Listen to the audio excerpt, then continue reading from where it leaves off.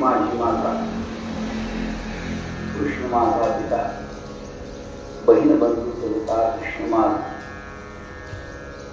कृष्ण माझे गुरु, कृष्ण माझे तारू, उतरी पहिलं पारू भवनलिका, कृष्ण माझे जन, कृष्ण माझे मन, सोयरा जन कृष्ण माझा, तुका म्हणे माझा श्रीकृष्ण विसावा, वाटेन सरावा परसा जीवा. आज अण्णांच्या शुभाशीर्वादानं माझ्यासारख्या एका कनिष्ठ भक्ताला या ठिकाणी भागवताचं चिंतन करण्याची संधी आपल्या सर्वांच्या प्रेमानं मला प्राप्त झाली. त्याबद्दल आमचे सद्गुरू डॉक्टर काका, त्यानंतर आमचे बळीयांना, या सप्ताहाचे जे यजमान आहेत आणि या क्षेत्राचे जे काय पालक आहेत, रक्षणकर्ते आहेत, स्थितीकर्ते आहेत, असं भगवान दत्तात्रय या सर्वांच्या चरणी मी अत्यंत नम्रतेने वंदन करतो. त्यांच्या चरणी साष्टांग दंडवत मी अर्पण करतो आणि यथाशक्ती, यथा ज्ञाने, शक्तिबुद्धीनुसार आपल्याला या ठिकाणी भागवताचं आपल्याला या ठिकाणी जसं श्रवण सद्गुरू करवतील तसं आपण या ठिकाणी करायचं. आपल्या सर्वांना माहिती आहे की भागवत हा ग्रंथ जो आहे तो अत्यंत पूजनीय असा ग्रंथ आहे आणि अनेक संतांनी या भागवताचं महात्म्य वर्णन केलेलं आहे. भगवान या ग्रंथाची रचिते आहे आणि या ग्रंथामध्ये हे 18 पुराणांबद्दल सर्वश्रेष्ठ महापुराण म्हणून वर्णन केलं जातं. आपल्याला एक कथा माहिती आहे की व्यासांनी सर्व पुराणांची रचना केली. काही कर्माचं प्रतिपादन करणारे ग्रंथ निर्माण केले. योग, ज्ञान याचं ती त्यांनी काय केलेलं आहे, रचना केलेली आहे. महाभारताची रचना केलेली आहे. पण हे सर्व करून सुद्धा त्यांच्या अंतःकरणामध्ये जी अत्यंतिक शांती आहे ती त्यांना प्राप्त होत नव्हती आणि म्हणून ते विमनस्क अशा दुःखी अवस्थेमध्ये ज्या वेळेला बसले होते त्यावेळेला भगवंतांनी नारदाच्या रूपामध्ये त्यांना काय सांगितलं की हे महामुनी, की तुम्ही सर्व प्रकारची रचना केलेली आहे, त्याच्यामध्ये कर्म असेल, ज्ञान असेल, भक्ती असेल, वेद ब्रह्मसूत्र असतील, अनेक पुराण असतील, अनेक शास्त्र असतील, पण असा एक ग्रंथ तुमच्या हातून व्हावा की ज्याच्यामध्ये भगवंताचं गुणानुवाद, भगवंताच्या कथेमधला आनंद आणि भगवंताची भक्ती श्रोत्यांच्या अंतःकरणामध्ये निर्माण होईल अशा पद्धतीचं साहित्य एका ग्रंथामध्ये असावं, अशा पद्धतीचं साहित्य तुम्ही निर्माण करा जेणेकरून तुमचंही अंतःकरण आनंदानं सदगरित होईल आणि ऐकणाऱ्यांच्या श्रोत्यांच्या मनामध्ये सुद्धा भगवंताविषयीचा भाव जागृत होईल. अशी ही भगवान महामुनी नारदांनी ज्या वेळेला त्यांना मार्गदर्शन केलं त्यावेळेला तो सल्ला सुद्धा त्यांना काय झालेला आहे, पटलेला आहे आणि त्याप्रमाणे त्यांनी भगवंताचं स्मरण करून हे भागवत महापुराण जे आहे त्याची रचना केलेली आहे. या व्यासोच्छिष्ट जगत सर्वम व्यासांनी जे निर्माण केलेलं आहे त्याच्यामध्ये या जगामध्ये कोणतं असं ज्ञान नाही की जे व्यासांनी त्या ठिकाणी आपल्या ग्रंथामध्ये निर्देश त्याचा केला नाही. म्हणून व्यासांच्या ग्रंथामध्ये जे आहे ते जगामध्ये सगळं ज्ञान तुम्हाला प्राप्त होईल. आणि हे एकच असं शास्त्र आहे, भागवत कथा, भगवंताची कथा, भगवंताचं महात्म्य, भगवंताचं स्वरूप सांगणारा ग्रंथ. हे आपल्या जीवनामध्ये जन्माला आल्यानंतर जसं तुकाराम महाराज म्हणतात, गीता भागवत करीती श्रवण अखंड चिंतन कुणाचे? विठोबा. याचा अर्थ असा आहे, गीतेमधला जो परमात्मा श्रीकृष्ण आहे, भागवतामध्ये जे परमात्मा श्रीकृष्ण यांचा निर्देश केलेला आहे, आणि पंढरपुरामध्ये असलेली विटेवर उभे असलेले पांडुरंग परमात्मा विठोबा याच्यामध्ये काहीही भिन्नत्व नाही असं त्यांना सांगायचं आहे. आणि त्या पांडुरंग परमात्म्याच्या सच्चिदानंद स्वरूप असलेल्या गोपाल कृष्णाच्या किंवा सच्चिदानंद स्वरूप असलेल्या भगवान दत्तात्रयांच्या स्वरूपामध्ये यत्किंचितही भिन्नता नाही असाही त्यांच्या ठिकाणी त्यांना निर्देश आपल्याला करायचा. म्हणून या भगवंताच्या कथा ऐकण्यामध्ये सगळ्यांना आनंद होतो. आपल्या संसारिक तापांचं त्या ठिकाणी काय होतं, ते मन जे आहे ते विराम पावलं भगवंताच्या चिंतनामध्ये.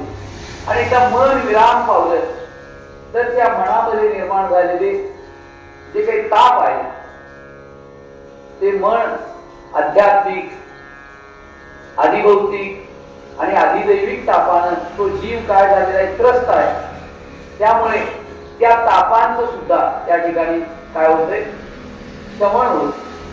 अशी ही त्रिविध ताप नाहीशी करणारी आणि जीवाला आपल्या स्वरूपाची ओळख करून देणारी ही भागवत कथा अत्यंत महनीय आहे, पवित्र आहे. दुःख अज्ञान रूपी दारिद्र्य नाहीस करणारी आहे, त्रिविध दुःखांचा नाश करणारी आहे.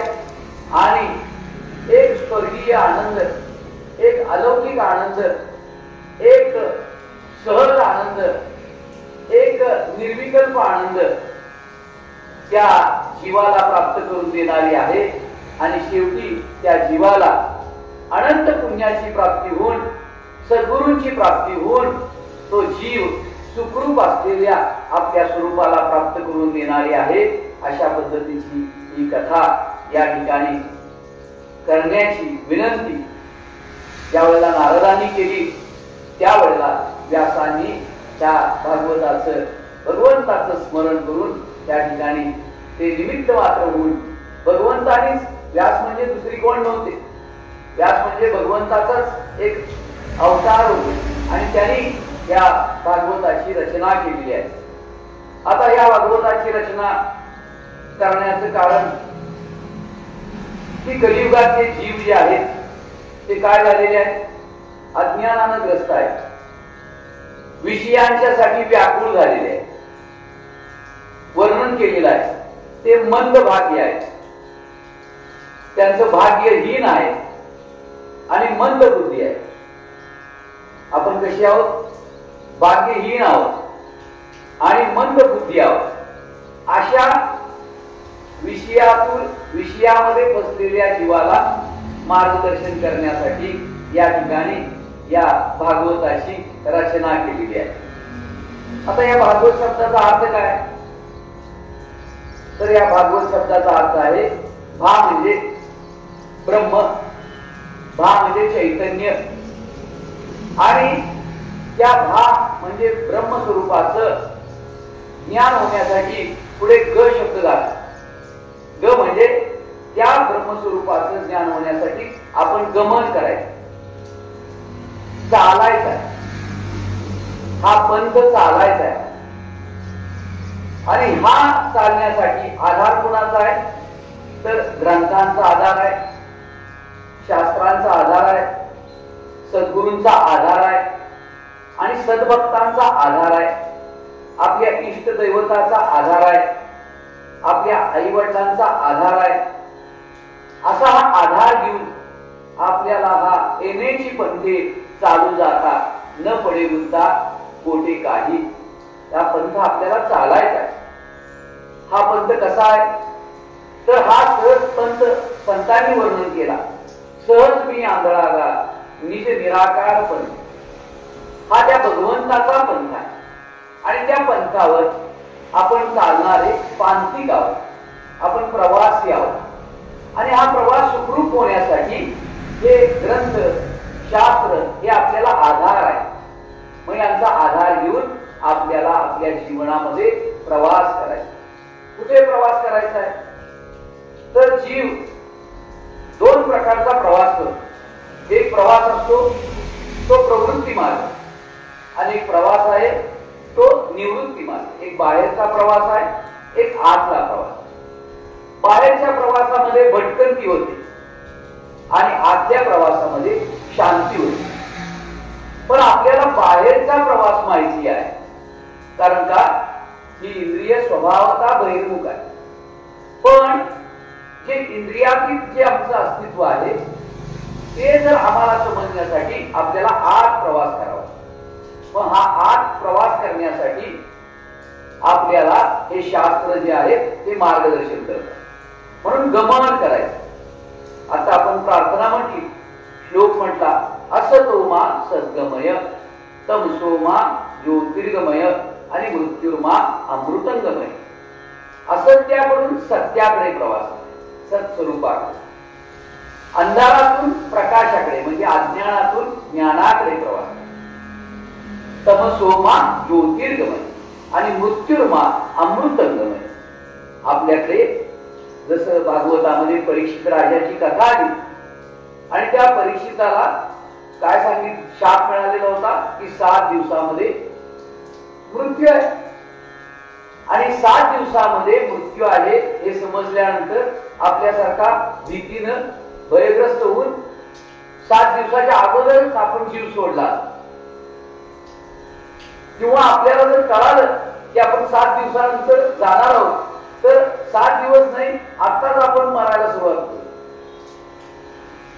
पण ज्यावेळेला परीक्षिताला हा शाप कळाला त्यावेळेला परीक्षित राजाला काय झालं, मनोमन पश्चाताप निर्माण झाला की माझ्याकडे आता 7च दिवस राहिले आणि या 7 दिवसामध्ये माझा आता उद्धार मला करून घ्यायचा. त्याची खटवांगरायाची कथा आली. 1 तास उरला खटवांगरायास, भाग्यदशा कैसी प्राप्त झाली. सापडला हरी दयाला साधनी, एका जनार्दनी हरी बोला. म्हणून हा आपल्याला पंथ चालायचा. ज्या मृत्यूचं भय आहे तो मृत्यूचं भय जन्मलेल्या प्रत्येक जीवाला सतावते. सगळ्यात मोठं भय असेल तर मृत्यूच आहे. आणि त्या मृत्यूच्या भयापासून निर्भय अशी अवस्था आपल्याला प्रदान करून देणार हे भागवत शास्त्र आहे. म्हणजे भागवतामध्ये काय उणीवच नाही. पण किती जण आपण भागवत वाचतो. मला सुद्धा अण्णांनी 1 वर्षापूर्वी सांगितलं की तुम्ही भागवत या ठिकाणी सांगा. पण डोंगरे बाळग म्हणतात मनभर बोलण्यापेक्षा कणभर आचरण करणं फार श्रेष्ठ आहे. अनंत वाचाळ बरळ ती बरळ. आमची वाचा आहे आणि नामाविन मुख सर्पाचे ते बीळ म्हणजे. जीव नवे काळ सर्प आहे, वाचा नवे लांब जळो त्याचे जिने, यातना भोगणे यमपुरी. कमलमुख राम भजन को दिया. हा कमलमुख आहे तो भगवंताच्या भजनासाठी दिलेला आहे. तो या वाणीनं आम्ही भगवंताचं भजनही करत नाही आणि या वाणीनं आम्ही इतरांशी चांगलंही बोलत नाही. सत्यम वद, हितम वद, प्रियम वद असं आपल्याला शास्त्र सांगतं. म्हणून भागवत हा आपला धर्मग्रंथ नाही, शास्त्रग्रंथ नाही, भागवत हे आपलं जीवन आहे. आमचे महाराज म्हणायचे भागवत म्हणजे आपलं जीवन भागवत असलं पाहिजे. भागायचं आहे. कशाला भागायचं आहे? आपल्या त्या दुष्प्रवृत्तींना, दुर्वासनेला भागायचं आहे, दुर्गुणांना भागायचं आहे. आणि गुणाचे गुणाला आहे तर भगवंताच्या चिंतनामध्ये गुणिले व्हायचं आहे, तिथे गुणाकार करायचा. वजाबाकी कशाची करायची आहे? तर आपल्या अंतकरणामध्ये उठणाऱ्या दुष्प्रवृत्तींची वजाबाकी करायची. आणि बेरीज कुणाची करायची आहे? तर आपल्याकडे शुद्ध पुण्य, श्रवण, मनन, निधिध्यासन याची बेरीज करायची. शब्दे केली जुडाजुडी, नामस्मरणाची जुडाजुडी करायची, बेरीज करायची. अंतकरणामध्ये असलेलं अज्ञान आहे, जे विकार आहेत त्याची वजाबाकी करायची आहे. भगवंताचं चिंतनामध्ये आपल्या अंतकरणामधल्या वृत्ती द्विगुणित व्हाव्यात म्हणून गुणिले करायचं आहे. आणि जीवनामधल्या वासना कमी व्हाव्यात म्हणून त्यांचा भागाकार करायचा आहे. म्हणून संत म्हणतात मागणं लय नाही. भागवतामध्ये कथा हिरण्याक्ष आणि हिरण्यकश्यपूची आलेली आहे. हिरण्याक्ष आणि हिरण्यकश्यपू हे अवतार जे लोभाचे अवतार सांगितले. आणि लोभ असला तर मनुष्य कधी शांत राहू शकत नाही. हिरण्याक्ष म्हणजे ज्याच्या अक्षानं हिरण्यच फक्त दिसते, विशेष फक्त दिसतात आणि त्याच्यामधला आनंद हा सर्वश्रेष्ठ आहे असं ज्याला वाटतं तो हिरण्याक्ष भागवतामध्ये नाही, तर तो हिरण्याक्ष आमच्या अंतकरणामधल्या वृत्तीमध्ये आहे. आम्ही म्हणतो भागवतामध्ये हिरण्याक्ष आहे, आम्ही म्हणतो भागवतामध्ये हिरण्यकश्यपू आहे. आणि हिरण्यकश्यपू जो आहे, जो शस्त्रानं अस्त्रानं दिवसा रात्री आत बाहेर वर खाली कशानंही मरणार नव्हता, नाही का, असा हिरण्याक्ष ना हिरण्यकश्यपू. तो हिरण्यकश्यपू त्याला सुद्धा भगवंतांनी कोणता अवतार घेऊन त्याचा नाश केलेला आहे? कोणता? नारसिंह अवतार. मग तो नारसिंह अवतार भागवतामध्ये आहे का आपल्या जीवनामध्ये आहे? तर संत म्हणतात तर या खांबामध्ये, शरीर रूपी खांबामध्ये नारसिंह प्रगट व्हायला पाहिजे, म्हणजे ज्ञान प्रगट व्हायला पाहिजे. आणि मग ते जे अज्ञान आहे त्या अज्ञानातनं जो काही लोभ निर्माण झालेला आहे, काम निर्माण झालेला आहे, क्रोध निर्माण झालेला आहे, ते अज्ञान कशानंही मरणार नाही. अज्ञान कशानं मरणार आहे? कशानंही मरणार, फक्त त्याला ज्ञानानंच काय होते त्याचं निरसन करता येते. आणि म्हणून म्हणते ते शस्त्रानं मरत नाही, अस्त्रानं मरत नाही, वर मरत नाही, खाली मरत नाही, आत मरत नाही, बाहेर मरत नाही, दिवसा मरत नाही, रात्री मरत नाही, पशुकडनं मरत नाही, देवाकडनं मरत नाही, असा त्यानं वर मागून घेतला होता. पण भगवंत इतके हुशार होते की त्यांनी बरोबर त्याला ना दिवसा ना रात्र, आत ना बाहेर, ना वर ना खाली, बरोबर संधीमध्ये धरला आहे. म्हणजे आपली जी जीवत्व दशा आहे ती जीवत्व दशा ही फक्त त्या संधीमध्ये मरणार. काय होणार आहे? तिचा नाश होणार आहे. आता ती संधी काय आहे? जिथं संदेह भेटतो, जिथं जीवत्व आपलं नाहीसं होतं, अशी ही संधी आहे. आणि ती संधी साधण्यासाठी संध्या झाली संध्या, संदेह माझा गेला. ती संध्या भागवतामध्ये आपल्याला समजून घ्यायची आहे. ती संधी साधण्यासाठी मनुष्य देह आहे. ती संधी समजून उमजून आपल्या जीवनामध्ये आचरण करण्यासाठी भागवत आणि गीतेचं श्रवण आहे. संत म्हणतात गीता आपल्याला किम कर्तव्य मूळ असलेल्या अर्जुनाला जीवन कसं जगावं हे शिकवते. आणि मोहग्रस्त झालेल्या अर्जुनाला शिकवल्यानंतर भागवत काय शिकवतं? तर मरणासन्न झालेल्या मनुष्याला या जीवनाचा शेवट कसा करावा, कोणत्या चिंतनामध्ये राहून हा प्राण वेचावा सोडावा. म्हणजे गीता आपल्याला जीवन जगायला शिकवते. कर्तव्यनिष्ठ, कर्मनिष्ठ, योगनिष्ठ, ज्ञाननिष्ठ असं जीवन, कर्मयोगी जीवन गीता शिकवते. आणि त्याच्यासाठी भगवंतानी आपला श्रीकृष्ण रूपामध्ये अवतार धारण केला. आणि त्याच भगवंतानी व्यासांच्या माध्यमातून मरण कसं असावं हे शिकवण्यासाठी आपल्याला भागवताचं, परीक्षित राजाचं उदाहरण देऊन आपलं जीवन कसं या जगामधनं निवृत्त व्हावं हे आपल्याला त्या ठिकाणी काय केलेलं आहे, शिकवलेलं आहे. म्हणून भा म्हणजे ब्रह्मस्वरूप आहे, ग म्हणजे आपल्याला गमन करायचं आहे, त म्हणजे ही तरणारी, तारणारी, तरवून नेणारी अशी ही एक नौका आहे. काय आहे, आपण प्रवास करत असतो भवसागरामधून, त्यावेळेला काय करत असतो तर कोणत्या तरी आपण वाहनाचा आश्रय घेतो. मग अशा या भवसागरामध्ये आपल्याला तरून जायचं असेल तर ही भागवत ही उत्तम तरणी आहे म्हणतात, उत्तम नौका आहे म्हणतात. आणि त्या नौकेमध्ये बसल्यानंतर आपल्याला कशाचीही भीती नाही. आणि म्हणून बा म्हणजे ब्रह्मस्वरूप, चैतन्य स्वरूप, जीवाचं मूळ स्वरूप. ग म्हणजे आपल्याला गमन करायचं आहे. त म्हणजे एक तरणी आहे. जसं आपले काका म्हणतात नामस्मरण हे खोड रबर सारखं आहे.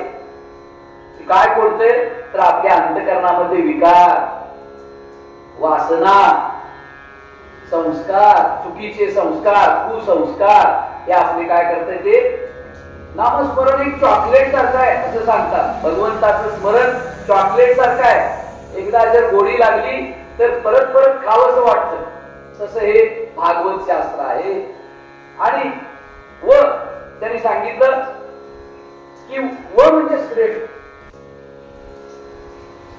म्हणजे ही कशी ब्रह्मस्वरूपाकडे नेणारी, अज्ञानातून ज्ञानाकडे घेऊन जाणारी आणि भवसागरातून आपल्याला पार करण्यासाठी असलेली श्रेष्ठ नौका म्हणजे भागवत आहे. त्याचबरोबर आपल्याला दुसरा अर्थ सांगितला, भगवता इदं भागवतम, भगवंताचे स्वरूप दाखवणारे शास्त्र म्हणजे भागवत. या शास्त्रामध्ये आपल्याला भगवंताचं स्वरूप ची 3 स्वरूप सांगितली आपल्याला. एक निर्गुण निराकार स्वरूप सांगितलं, एक सगुण निराकार स्वरूप सांगितलं आणि एक सगुण साकार स्वरूप सांगितलं. असे तिन्ही भगवंताचे स्वरूप आपल्याला काय सांगतात भागवतामध्ये समजून सांगतात. त्यानंतर ज्या ग्रंथामध्ये भगवत तत्वाचा निर्देश केलेला आहे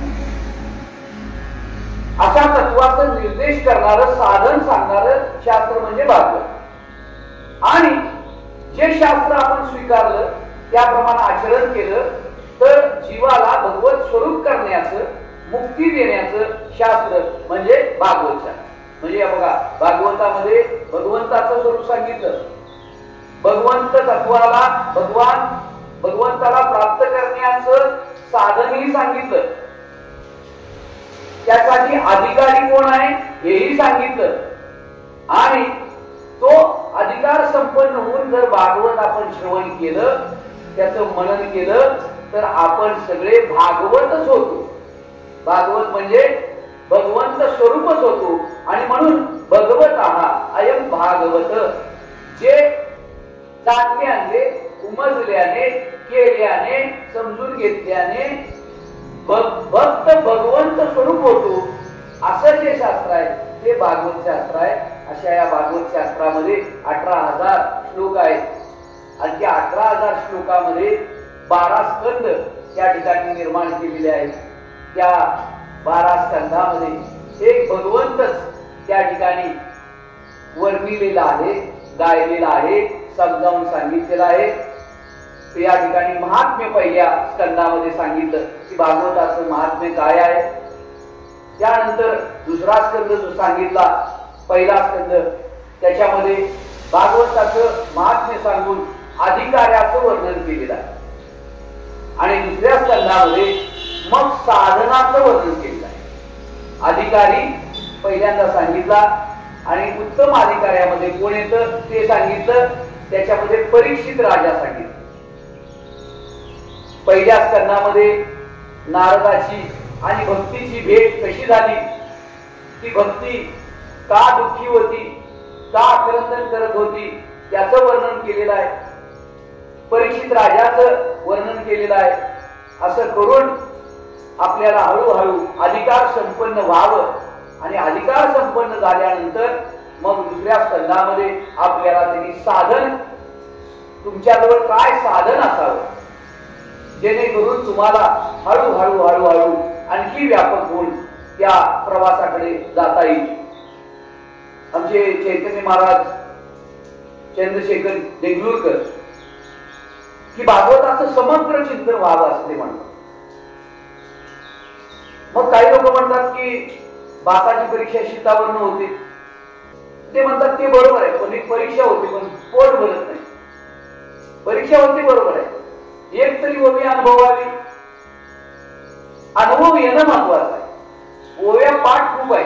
आमचे महाराज काल सांगत होते दृष्टांत, डाळ घेतली, आता आज पोळ्याचा नैवेद्य आहे ना, डाळ आणली हो, गॅस सिलेंडर पण आणला, पाटा आणला, उलटा आणला,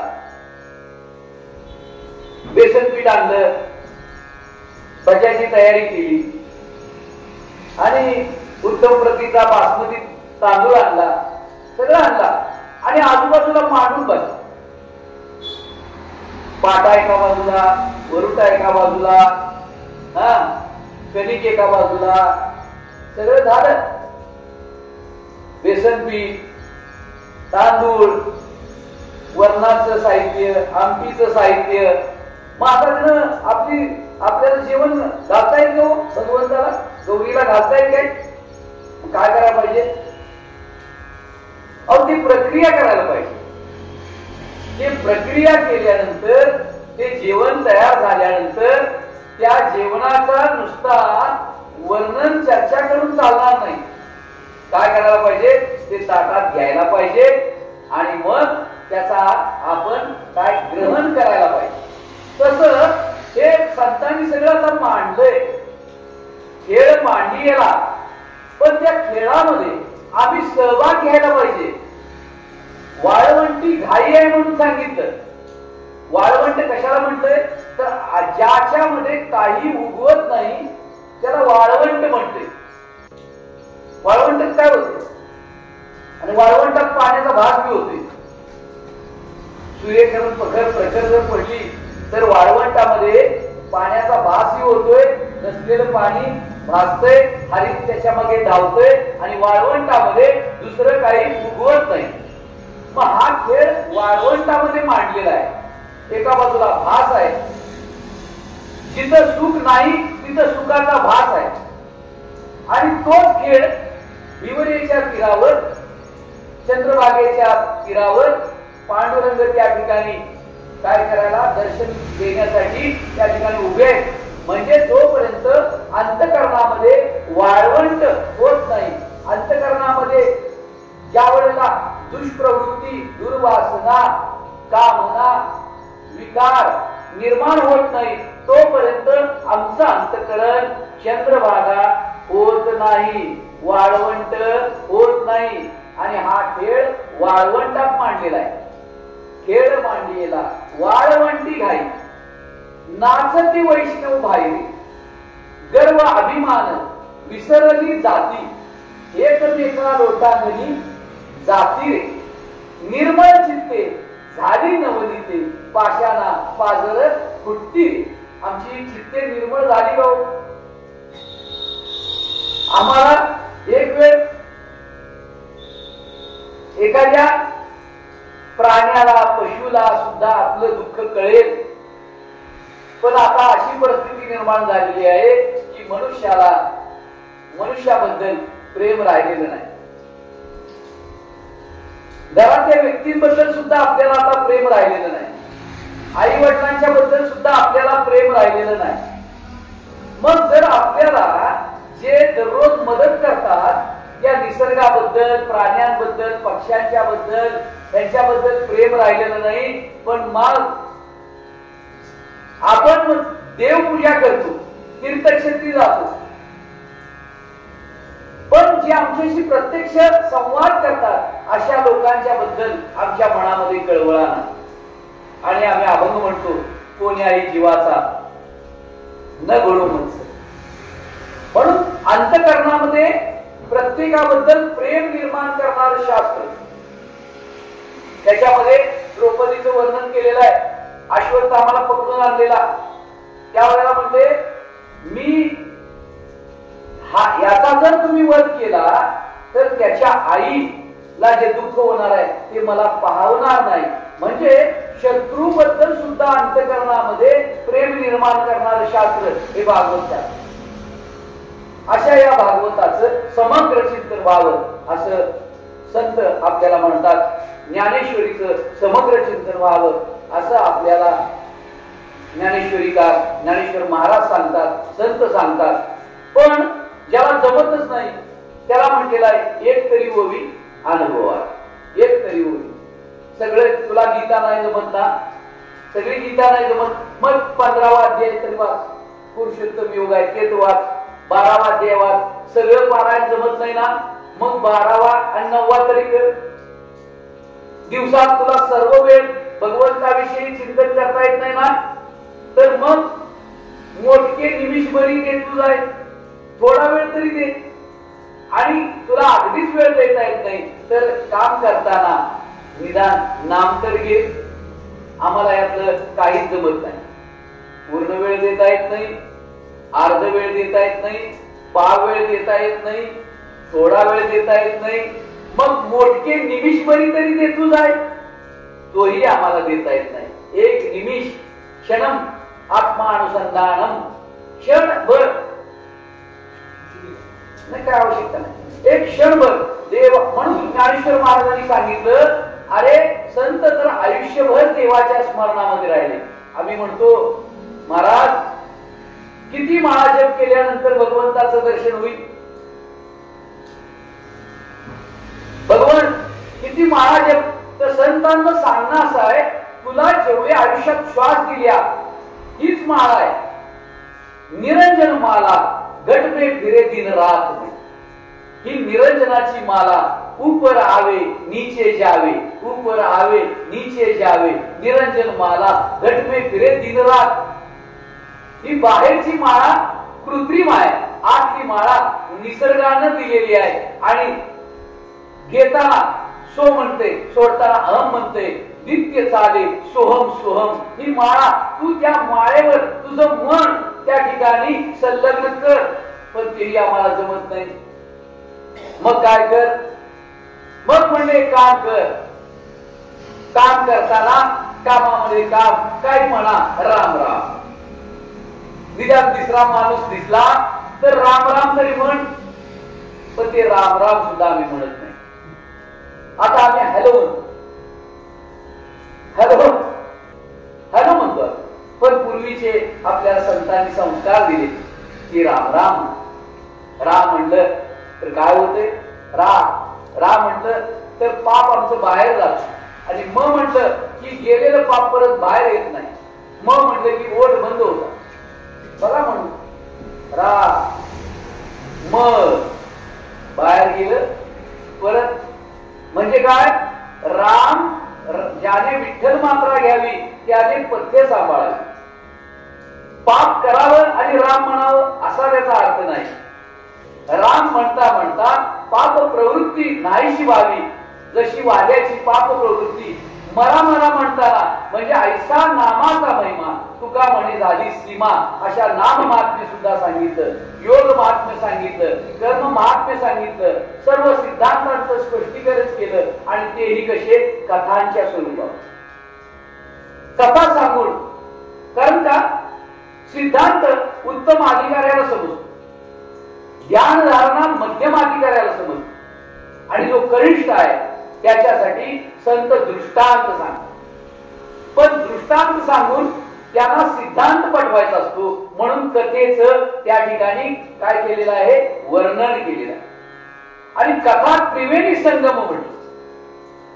कथा कशी आहे, त्रिवेणी संगम आहे. भगवंताची कथा, त्याच्यामध्ये भक्त, भगवंत, आणि कथा त्याच्यामध्ये भक्त. कथा ऐकता ऐकता त्या भगवंताच्या स्वरूपामध्ये तल्लीन होत, त्याची वृत्ती तदाकार होते, त्याचं देहभान विसरत. असं कधी झालंय का? भगवंताची कथा करता ऐकता ऐकता तान तुखारली, नको वाजवू श्री हरी मुरली रे, तुझ्या मुरलीने तान भुग हरली रे, नको वाजवू श्री हरी मुरली रे. घागर घेऊनी पाण्यासी जाता, दोईवर घागर पाझरली, नको वाजवू श्री हरी मुरली रे. मुरली वाजवण्यासाठी ती मुरली पोकळ असावी लागते, तशी ही मुरली वाजवण्यासाठी ही कामक्रोधाने जी भरलेली आहे ती पोकळ व्हावी लागते. आणि ती पोकळ होण्यासाठी ती तिचं आतमध्ये बसलेली घाण नाहीस होण्यासाठी या नामस्मरणाची, कथेची गरज आहे. पण आम्ही करतो का हो कथा? आम्ही दंतकथा करतो, आम्ही भाकड कथा करतो, आम्ही लोककथा करतो, आम्ही पौराणिक कथा करतो, आम्ही ऐतिहासिक कथा करतो, आम्ही भूत कथा करतो, आम्ही भरपूर कथा आहेत आमच्याकडे. पानिपतची कथा आहे. पण आमचं पानिपत व्हायला लागले त्याचं काय? आमचा मृत्यू आम्हाला ग्रासायला लागलाय त्याचं काय? आणि म्हणून ही हरिकथा आहे. हरिकथा करता करता हरी माझं अज्ञानाचं हरण करतो, माझ्या जड रूपाचं हरण करतो, माझ्या दुःख रूपाचं हरण करतो, माझ्या असत रूपाचं हरण करतो, म्हणजे माझ्या जीव भावाचं हरण करतो, आणि मला सच्चिदानंद रूप स्थिती प्राप्त करून देतो. अशी हरीने माझे हरिले चित्त म्हणले. त्या अंतकरणामध्ये माझ्या जे अज्ञान आहे, मल आहे, विक्षेप आहे, हे आवरण दोष आहे, त्याचं सगळं हरण करून आम्हाला हरी काय करतो, तर आम्हाला राम म्हणता रामची होईले, पदी बैसता पदवी घेतली. राम म्हणता काय होतं, तर राम म्हणणारा राम स्वरूपाशी एकरूप होऊन जातो. आणि म्हणून या ठिकाणी या भागवत